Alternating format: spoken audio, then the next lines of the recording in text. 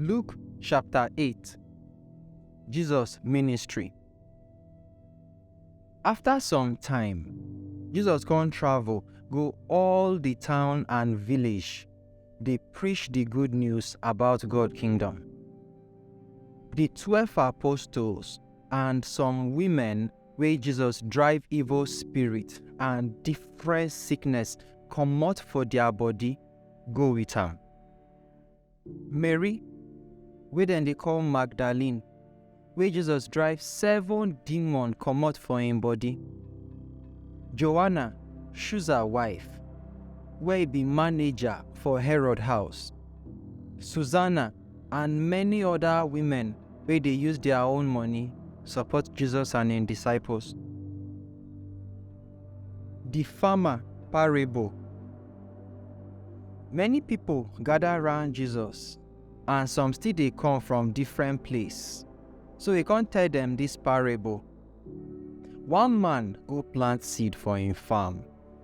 As he dey plant, some fall for road.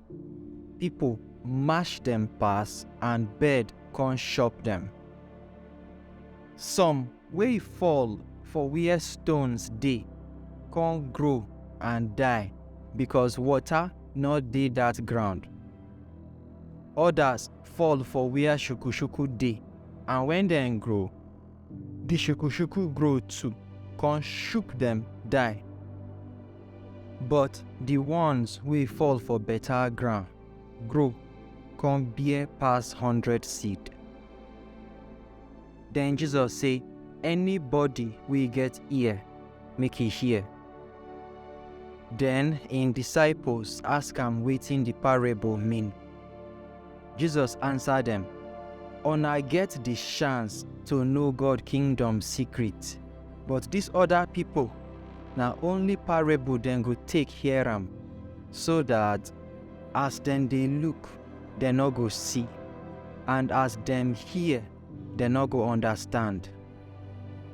Na wetin the parable mean be this. The seed na God word.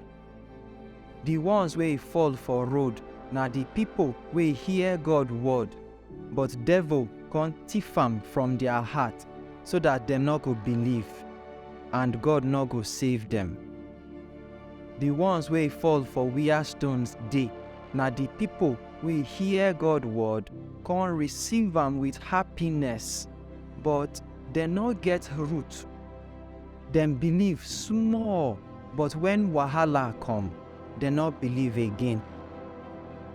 The seeds wey fall for shukushuku na the people wey dey hear God word, but wahala, plenty property and jolly for this world come shook them, so the fruit no even ripe. But the seeds wey fall for better ground na the people wey hear God word, hold am with better mind, dey obey God and bear wahala, so they come bear plenty fruit. The light. Person no go light candle, come take bucket cover am, or hide am under bed, but he go put am for where people go see am when dem enter the house.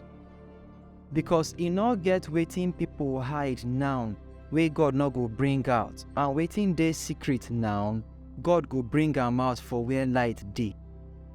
So make una listen well, because person wey get, God go give am more.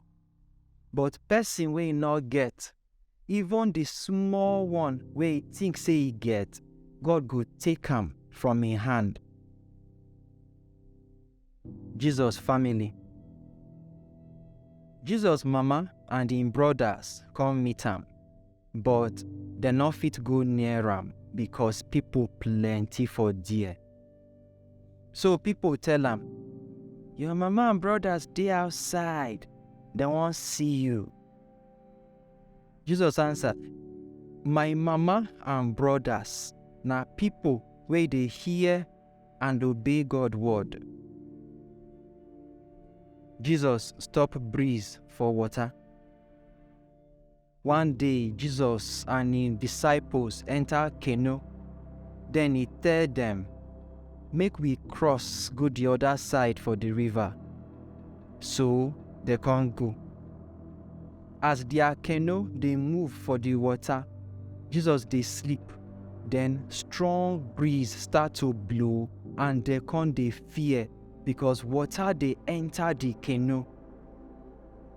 They can't tell Jesus, Oga God, now die with this so. Jesus get up, can command the breeze, make it stop.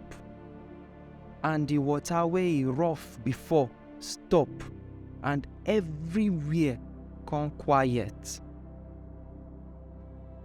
Then Jesus asked them, where una faith dey? But then they fear and surprise. They tell each other, which kind man be this sef? Even breeze and water they obey am. Jesus heal man we get demon. They can't reach Gerasenes area we face Galilee. As Jesus come down from the canoe, one man we get demon for the town come meet am. He don't say when this man wear clothes or stay inside house, but he dey stay for bury ground. When he see Jesus, he fall for in front, come shout, make you leave me, Jesus, God pikin, I beg you, not punish. He shout because Jesus don't first command the evil spirit make it comot for him body. Because the evil spirit don't disturb the man well, and the people for the area they shame am and guide am. But he dey break the chain and the demon go drive am go inside wilderness. Jesus ask am, wetin be your name? He answer, na Legion, because we plenty inside am. The demons come beg Jesus make he send them go inside the river. Near the river, many pig dey together dey chop, and the evil spirit beg Jesus make they enter inside the pigs. So Jesus allowed them. The demons comot for the man body, go enter the pigs, and all of them rush, enter the river, go die. When the people where they keep the pigs see wetin happen, they run go inside town, begin spread the news. So people run, come see wetin dey happen, and they meet Jesus for there. The man where Jesus drive demon comot for him body don well, and he wear clothes, sit down near Jesus leg. So fear catch the people. People wey see wetin happen tell the town people how Jesus healed the man wey get demon before. Then all the people for Gerasenes and the area near there come tell Jesus make he leave them, because them they fear well. So Jesus and his disciples enter canoe, come comot for there. The man wey demon comot for him body beg Jesus make he follow am, but Jesus tell am, make you go your house, go tell them wetin God don do for you. So the man can't go. They tell people for the town wetin Jesus do for am. Jesus healed Jairus' daughter. When Jesus go back for the other side for the river, people welcome am for there because he don't stay where them they wait for am. Then Jairus, wey be oga for the synagogue, waka come. He fall for ground near Jesus leg, they beg am make he come in house. because im only daughter wey don reach 12 years e dey die. As Jesus dey go the man house, people come dey waka jam am anyhow because dem plenty. One woman dey among dem wey don dey menstruate for 12 years now because nobody fit heal am. E waka come Jesus back, come touch Jesus cloth corner, and at once the blood come stop. Then Jesus ask, "Now who touch me?" When everybody say dem no know, Peter come tell Jesus, "Oga God, plenty people gather round you, and all of them their body dey touch you."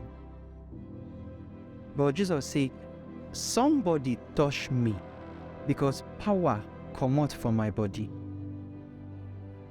When the woman see say e no go fit hide again, e come out dey shake, come fall for Jesus front.